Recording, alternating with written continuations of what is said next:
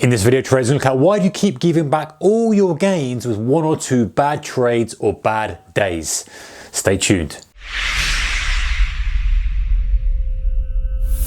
Hey guys, a warm welcome to you. Alright, so this was a massive problem for me for a long period of time. I would make substantial gains, and then I would get caught out and I would lose them all in normally one day, to be honest with you. Maybe got a sequence of trades in the day, but it'd be a handful of things that would just happen that would be kind of the perfect storm, and it would end up undoing everything. And it was a complete combination of multiple things we're going to look through in a second, but it's so demoralizing. You might be in the same boat, right? You might be in a situation where you're doing such good trading, right? You're working so well towards it. You're kind of making progress. Your equity curve is growing. You feel like you're doing all right. Then all of a sudden, something comes along. You get caught up in something you shouldn't be, and bang, you get hammered, and you undo all those gains, maybe more, and it's catastrophic for not only your confidence, but for your equity and everything. It's just so damaging, demoralizing, everything. So if you're in that situation, I'm going to go through some of the things that you look at to perhaps guide you out of doing that.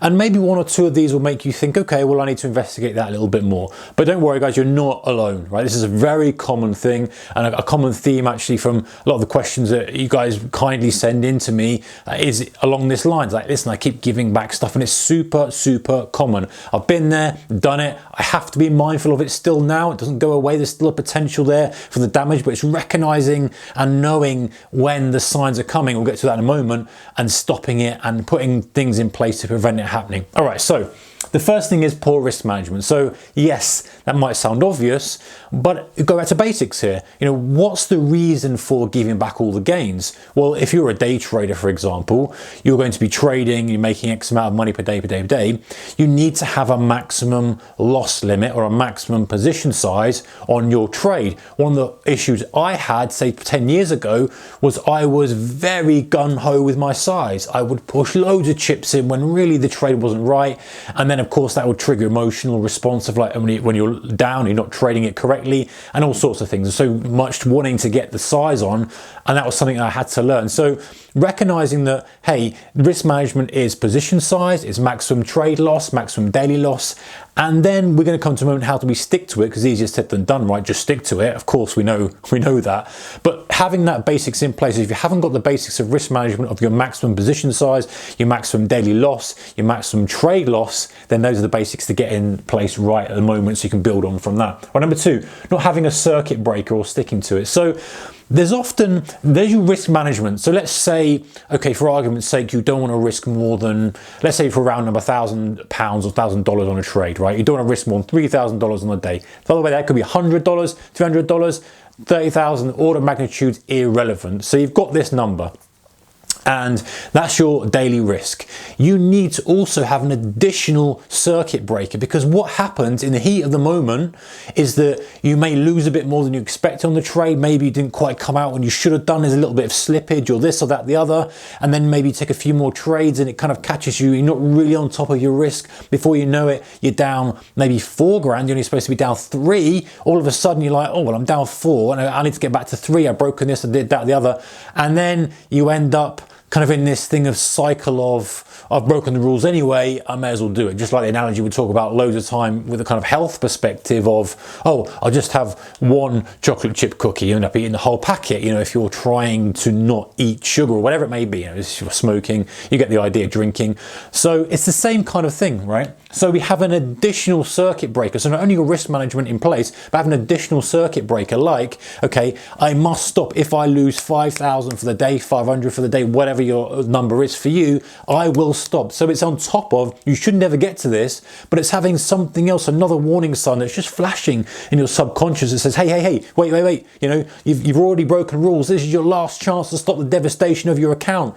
Get on it quick, step up to the plate here, boy. It's time to pull the rug. And so it's having that additional circuit breaker, just like having, you know, the futures market, we have that circuit breaker that kicks in if things really start getting heavy. All right, number 3 is not recognizing the pattern that precedes the loss. Big one, this. There's always something generally that will cause you to cascade into devastating loss. And it's normally one or two small losses and being frustrated, but it's not just necessarily the loss, right? It's normally the combination of maybe getting stopped out and then seeing the trade go your way, maybe chasing something. It's normally a couple of little rule breaks that cause a loss. So you're frustrated then at the rule break, you're frustrated, let's say, at chasing it. You missed it, you didn't pull the trigger, so then you chased it, then you got stopped out, then it went in your direction. So that's 1, 2, 3 smashes to the face you've just got. And then you're like, right, I want to go in again, I want to get that back. And then you're kind of trading from an emotional perspective. And that gives you a loss on the day. You're kind of at your max loss that perhaps you've already got already. Your risk management side, you're like, right, I'm down 3 for the day. Right, I'm going to try and get, and you're in this wrong poor cycle, and it's normally something that gets you there. You don't just get to your max loss for the day and breach it and just end up digging yourself a massive hole from nowhere. There's always normally something, a few sequence of events that are familiar and have this like similarity across all the occurrences of the devastating losses that you need to look at. And that could be, just like I said, it might be you're frustrated because you've missed like 3 or 4 trades. You've sat there, you've like been waiting to pull the trigger, you haven't, you've missed it, and then the one you took was the one you got stopped out, or whatever it is for you. So recognizing that and having something in place to stop yourself going further is key. And that's key, guys, for growth as well, just in generalist traders. And when I look back, when I really kind of dig down, I thought enough's enough, right? Enough is enough. I'm not going to have a devastated losses anymore that I'm doing weeks of work. It's just ridiculous. It's not in my best interest, not going to get me any further with it. And when you sit down, you actually dig into it, and it all becomes clear, and you make the decision to do something about it, you can start to see, like, well, I can see the pattern there. You know, the pattern is that I've had a couple of losers early in the day, just chasing stuff or not being as disciplined as I should. That's annoyed me because I've lacked discipline. It's annoyed me because this and this. And now I've ended up kind of loosening my discipline a little bit, my rules. I'm already out of tune with it. I'm already out of sync. I'm in an emotional heightened state. End up putting more chips on the table. Ends up getting hammered for it. So once you find that, then you can start doing something about it. All right, number 4 is not accepting and expecting. What I mean by this, you know, accepting that, I think when you've had a run, you tend to feel that it's always going to be there, but you have to accept that there will be a loss and expect there will be a loss. For me, I'm always going into the next trade expecting it to be a loser in terms of, can I accept this risk on it? Am I prepared to accept this risk on it? And if I get this, what will that mean for me? And if you're like, yes, well, I'm expecting it, and if it is, I lose this, is that going to affect me? No. Am I bothered about it? No. Am I prepared to accept the risk? Yes. Once you've stepped kind of forward and said, look, that's the way it is, if you do lose, you don't trigger any of the emotions that might end up you trying to get the money back. Now, I'm not saying you're approaching all trades with a negative mindset and going expect to lose, but it's almost accept it, expect it will happen. So when it does happen, you're not kind of shocked. You know, stupid analogy would be, you know, you go into a boxing ring and don't expect to be punched, expect to be able to punch the opponent multiple times, and you're not going to get hit on the face once. It's not going to happen, right? He's going to land a jab or 2 on you, so you accept it. You're like, yeah, well, I'm prepared to go in and do the fight because I know I'm going to get hit, and expect to get hit, but it's not going to change the way I process it. It's not going to change my strategy. It's not going to change my plan. It's not going to change my vision for at the end of the 12 rounds or whatever it is, winning the match. So it's accepting and expecting loss so it doesn't catch you out, so to speak. All right, being dishonest with yourself. So I think that we all go through this phase of, hey, you know what, I'm a good trader, I can do really well at trading, and we kind of a little bit dishonest with ourselves in terms of how devastating that drawdown is. You know, if you were to objectively look at your performance, you might look at it and go, you know what, you're at okay, but you know, this is a real vulnerable spot for you. It's a real vulnerability that you've got something here, you've got something here you can leverage on, you've got something you can really kind of work on, but you're just getting hit every now and then with this, which is just leaving you so vulnerable. It's a massive chink in your armor. And we tend to be dishonest and gloss over that. We tend to be like, well, I'm doing really well. I'm sure I can get to where I want to be in the end of the year. And we gloss over this kind of devastating pullbacks that we get. And I think it's just time to be honest and go, listen, that's the one thing that's affecting me. I need to do something about it. And number 6 is not training your discipline muscle. So obviously this comes down to discipline. We know this, guys. We know that it's because we're breaking our rules. We can all sit here and say, hey, I don't want to lose more than $1,000 on the trade or $3,000 on a day or whatever the number may be. But the reason you get into the state is because you break the rules.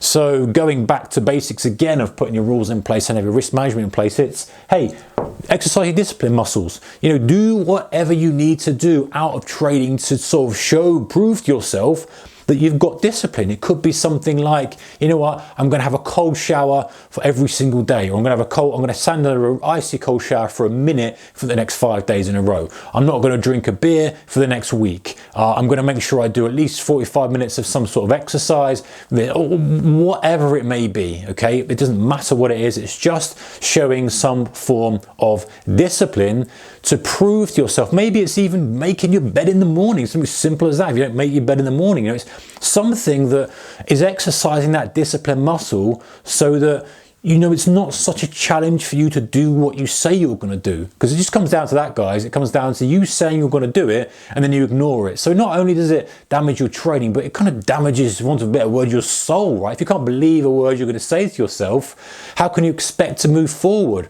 And so making little changes in life helps. I mean, this is kind of, appreciate I'm going off topic here and super not qualified to talk about this, but just from experience as well. Little things like those examples of building the discipline, getting some kind of, you know, feeling that, hey, yeah, I'm in control of what I say I'm going to do, and that will then move over into your trading world. Like, yeah, well, I stopped out, said I was going to. Okay, I lost all my money that I was expecting to. My worst case scenario, my max loss on the day within the first hour. Tough luck. Get on with it. Move to the next day. You know, breaking a rule, bending it. You said you're going to stick to it and stick to it. And that's something confidence comes in with that. And eventually that starts to become something you're doing regularly, and it builds and it just improves your trading, guys. All right, if you like this kind of stuff, then a thumbs up is much appreciated. I know many of you guys are kind of long-term subscribers and supporters, and I do appreciate all your comments, likes, shares, etc. If you're new here, you like this kind of stuff, you know, make sure you are subscribed, and there's a notification bell if you want to be notified when we're uploading a new video. All right, guys, why do you keep giving away gains in 1 or 2 bad trades? Hope that's helped. See you in the next one. Keep your risk managed. Goodbye.